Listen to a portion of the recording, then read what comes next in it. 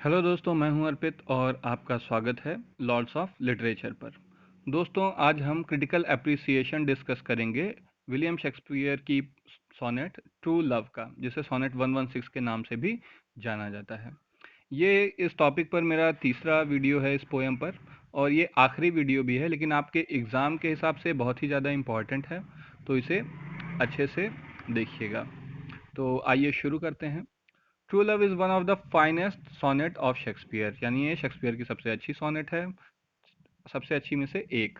The great poet and dramatist has glorified true love, यहाँ पर जो है शेक्सपियर ने ग्लोरीफाई किया है ट्रू लव को, which is eternal and everlasting, जो कि हम एटर्नल और एवरलास्टिंग दोनों का मतलब होता है कि जो हमेशा बना रहे, कभी भी ख़त्म ना हो। It does not change under any circumstances.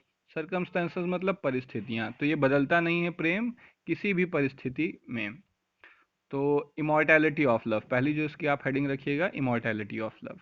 Love is immortal, प्रेम जो है वो इमॉर्टल है, यानी कभी भी ख़त्म नहीं होने वाला है। इट इज़ एटर्नल, फिर से वही, और ये एटर्नल है, यानी कभी भी समाप्त नहीं होगा, हमेशा बना रहेगा।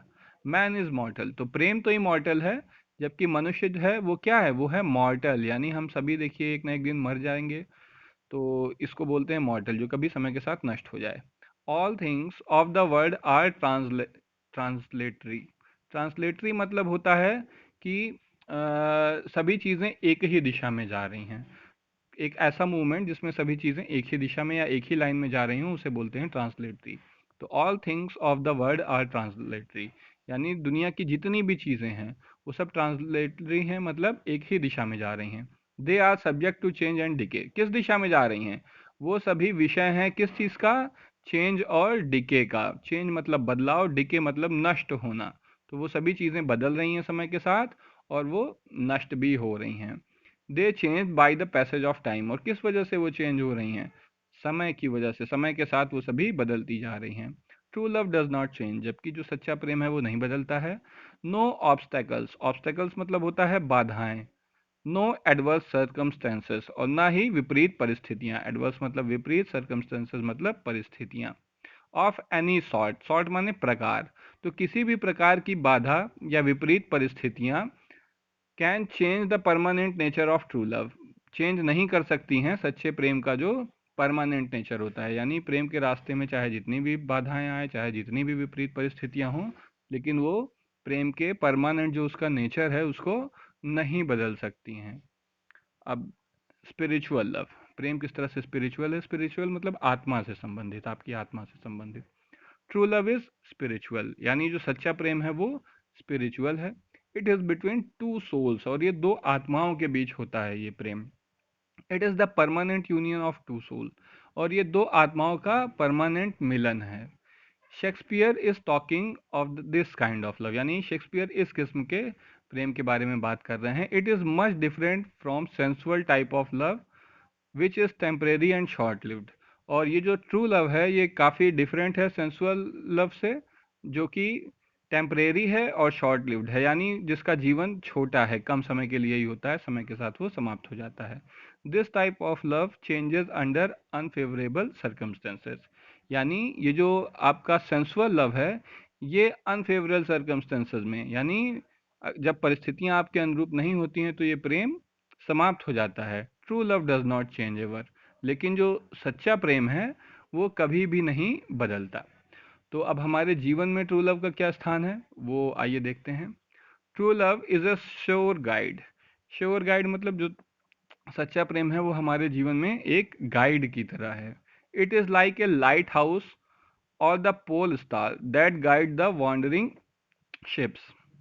लाइट हाउस दोस्तों समुद्र के किनारे ऐसी जगहों पे होता है जहाँ कोई बहुत बड़ी चट्टान होती है किनारे पर, और इस बात का खतरा होता है कि जो पानी के जहाज हैं वो उससे टकरा कर टूट सकते हैं, डूब सकते हैं। तो वहाँ पर एक मीनार, कुतुब मीनार आप लोगों ने देखा होगा, उस तरह का मीनार बना होता है, और उसके ऊपर लाइट जलती रहती है, जिसे देखकर जो है दूर से ही पता चल जाता है कि आगे कोई बड़ी चट्टान है, और जहाज उससे दूर हो जाते हैं।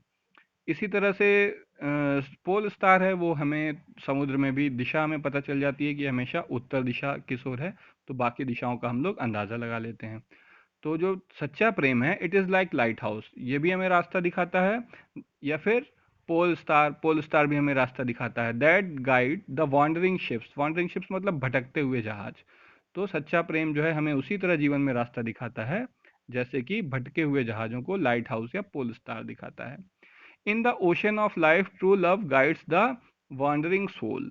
तो ये जो जीवन का जो समुद्र है, उसमें सच्चा प्रेम हमें उसी तरह रास्ता दिखाता है जिस तरह की भटकती हुई आत्माओं को जो है ट्रू लव रास्ता दिखाता है।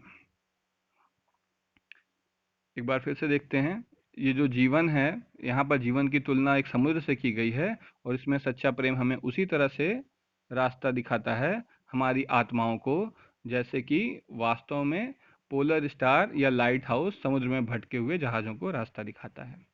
Mankind seeks guidance from true love, यानी मानवता जो है वो ट्रू लव से गाइडेंस प्राप्त करना चाहती है।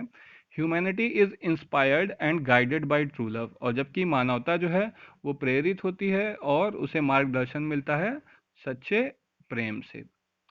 अब देखिए यहाँ पर समय का क्या प्रभाव है प्रेम पर, इसको दिखाया गया है। Everything in the world is destroyed by time, दुनिया में हर चीज़ जो है वो समय के साथ नष्ट हो जाती है, but true love can not be destroyed by it, लेकिन जो सच्चा प्रेम है वो समय के द्वारा नष्ट नहीं किया जा सकता। इट इज़ स्टीड फास्ट, ये जो है सच्चा प्रेम जो है ये स्टीड फास्ट है। स्टीड फास्ट मतलब क्या होता है?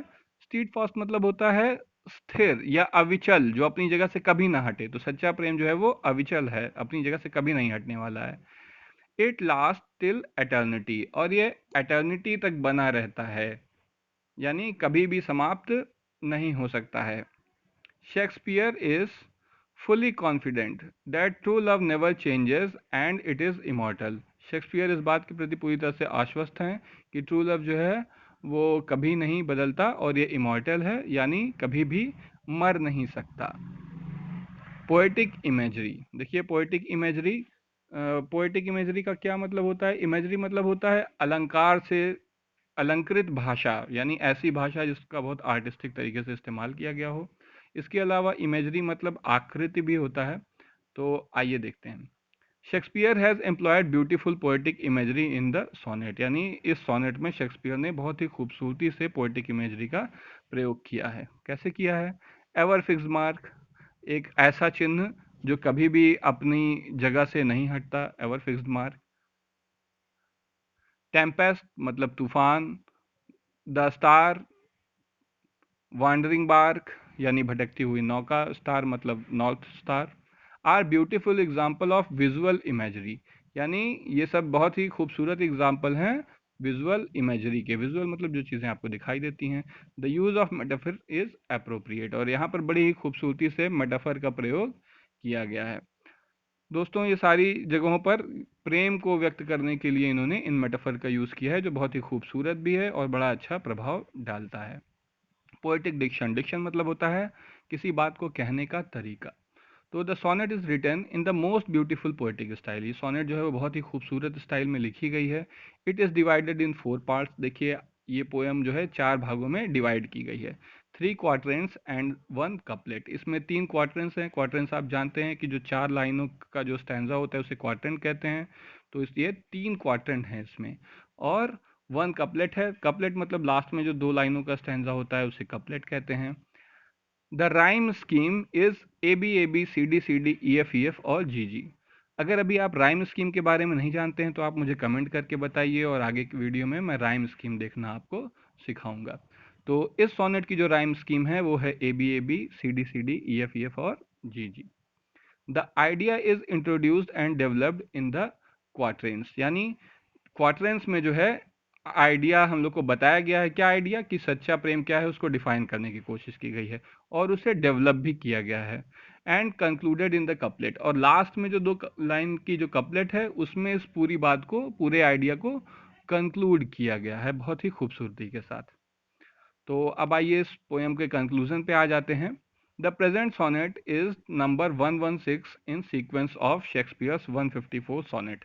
जैसा कि आप जानते हैं कि शेक्सपियर ने टोटल 154 सोनेट्स लिखी थी, तो उसमें से इस सोनेट का नंबर 116 यानी 116 116 है। Most probably it is addressed to his patron and friend Mr. W.H. और संभवतः ये पोयम जो है वो इनके एक मित्र थे जो कि इनके पैट्रन भी थे। पैट्रन मतलब होता है कि जो आपका अभिभावक हो, जो आपका संरक्षक हो। तो इनके जो संरक्षक और मित्र थे मिस्टर W.H. उनको ये डेडिकेटेड है। शेक्सपियर की 154 सोनेट में सबसे अधिक सोनेट इन मिस्टर W.H. को ही डेडिकेटेड है। बाकी की सोनेट जो है वो एक डार्क लेडी हैं, उन्हें डेडिकेटेड है। जबकि लास्ट की 2-3 सोनेट जो हैं वो जो राइवल पोएट है एक, उसको डेडिकेटेड है। It is a Shakespearean sonnet. देखिए सोनेट आपको बताया था बहुत तरह की होती है और इसमें से ये शेक्सपियरियन या इंग्लिश सोनेट है। It is by all standards and exquisite piece of literary art. Exquisite मतलब होता है विलक्षण। तो ये जो पोयम है ये हर स्टैंडर्ड से क्या है, हर किसी भी आप स्टैंडर्ड पे इसको देखें तो ये एक विलक्षण पीस है साहित्यिक कला का। तो उम्मीद है दोस्तों आपको ये पोयम पसंद आई होगी।